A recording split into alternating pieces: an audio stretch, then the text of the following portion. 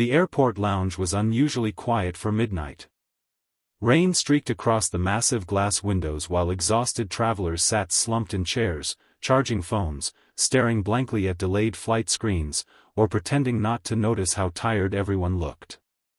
In the far corner, a sharply dressed CEO sat with her laptop open, still answering emails long after most people had surrendered to exhaustion. She was polished, intimidating, and clearly not someone accustomed to slowing down. Across from her sat a single father traveling alone with his 6-year-old daughter, trying to keep her entertained with crayons, crackers, and bedtime stories whispered softly over the noise of rolling suitcases. Then, sometime after 1 a.m., fatigue finally defeated the CEO. Her head slowly tilted sideways until it rested gently on the shoulder of the stranger beside her.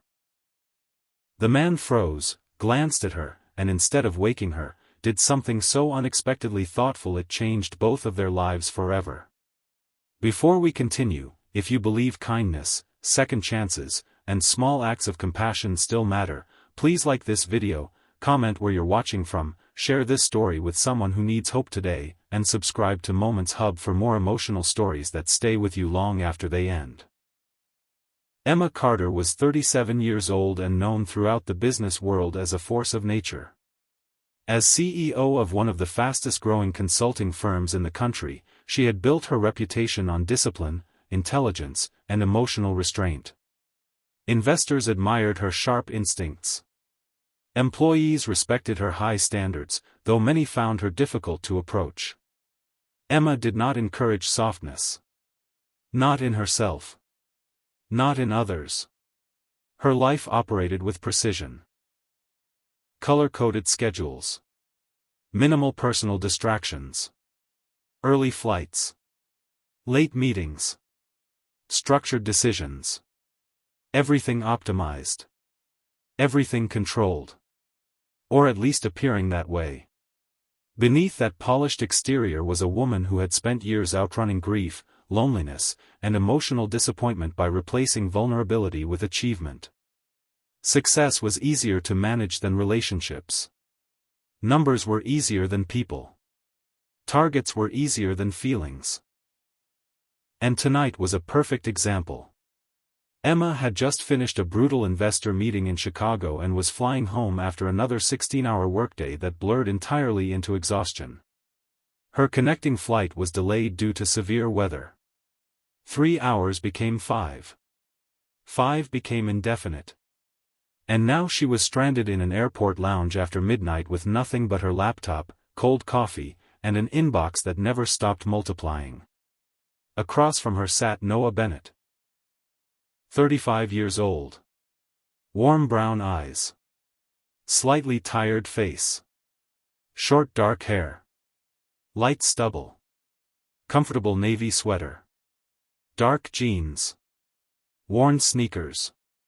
He was traveling with his daughter Lily, a bright 6-year-old with curly brown hair, pink pajamas under a tiny denim jacket, and enough bedtime resistance to power an entire city. Unlike Emma, Noah looked ordinary. Not unsuccessful. Just grounded. Human in a way Emma had forgotten how to be. He patiently colored with Lily, peeled oranges for her, tied her shoelaces after she somehow untied them while sitting still, and answered approximately 900 child-sized questions with astonishing calm. Emma noticed despite herself. Not because she wanted to. Because his patience was impossible not to notice. There was no frustration in him. No performative parenting. Just gentle consistency. Lily eventually fell asleep stretched awkwardly across 2 chairs with a stuffed rabbit tucked beneath one arm. Noah carefully adjusted his jacket over her like a blanket. That was the moment Emma felt something unfamiliar. Not attraction exactly. Not yet. More like emotional recognition. A quiet ache. As if she were observing a life rhythm she deeply missed without ever having experienced it herself. Hours passed. Her laptop remained open. Her eyes burned. Her neck stiffened. She promised herself she would remain productive until boarding. But the body eventually wins arguments the mind insists on prolonging. Fatigue overtook her. Gradually. Unintentionally. Her posture softened. Her eyes closed for what she assumed would be a moment. Then her head drifted sideways, landing gently on Noah's shoulder. Noah froze instantly. He looked down in visible surprise. The powerful CEO with the intimidating aura and expensive blazer was asleep on him like someone who had finally run out of strength. He could have shifted away. Awakened her awkwardly. Moved. Instead, he noticed two things. First, she looked utterly exhausted. Second, the overhead air vent was blowing cold air directly toward her. Quietly, without disturbing her, Noah removed his scarf and carefully draped it over Emma's shoulders. Then he adjusted his own posture slightly to make her more comfortable. And stayed completely still. For nearly 40 minutes. Not checking his phone. Not moving unnecessarily. Just allowing a stranger a moment of rest. When Emma finally woke, disoriented and embarrassed, it took several seconds to understand what had happened. Then came realization. Her head. His shoulder. The scarf. The fact that he had not humiliated her. Not photographed her. Not made the moment uncomfortable. Just protected her dignity. Emma was speechless. A rare occurrence. She apologized immediately, mortified. But Noah simply smiled. Warmly. Without judgment. As though none of it required explanation. That should have been the end of it. A mildly embarrassing airport moment between strangers. Instead, weather delays extended further. Another cancellation. Hotel vouchers issued. Travelers dispersed. And through bizarre logistical coincidence, Emma and Noah ended up on the same airport shuttle toward the same hotel. Lily, now fully awake, immediately attached herself to Emma with the alarming efficiency only children possess. Within minutes she was showing Emma stickers, asking absurdly direct questions, and explaining the social politics of first grade. Emma, surprisingly, did not hate this. Actually, she smiled more in one shuttle ride than she had all week. At the hotel, flight rebookings forced everyone into another shared inconvenience. One night became two. Over the next 36 hours, something unusual happened. Emma and Noah kept crossing paths. Breakfast buffet. Hotel lobby. Airport updates. Coffee line. Business center. Each interaction stretched slightly longer. Conversation deepened. Noah learned Emma was brilliant but overworked.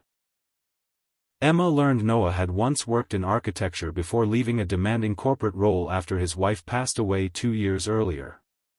Single fatherhood had rearranged his priorities entirely. He now freelanced remotely, choosing flexibility over prestige. Not because ambition disappeared. Because his definition of success changed. That fascinated Emma. She had spent years equating success with scale. More growth. More recognition. More acquisition. But Noah spoke about time like it was the rarest luxury of all. Time with Lily. Time for presence.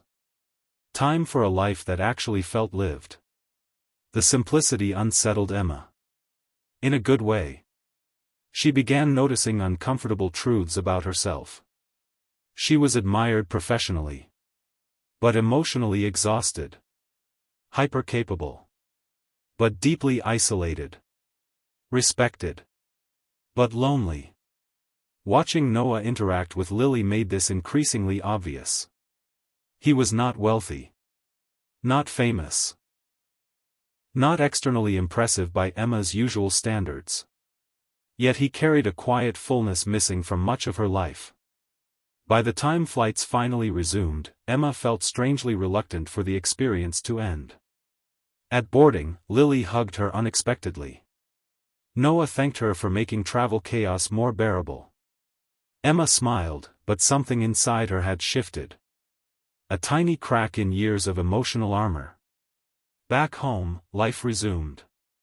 Meetings. Deadlines. Executives.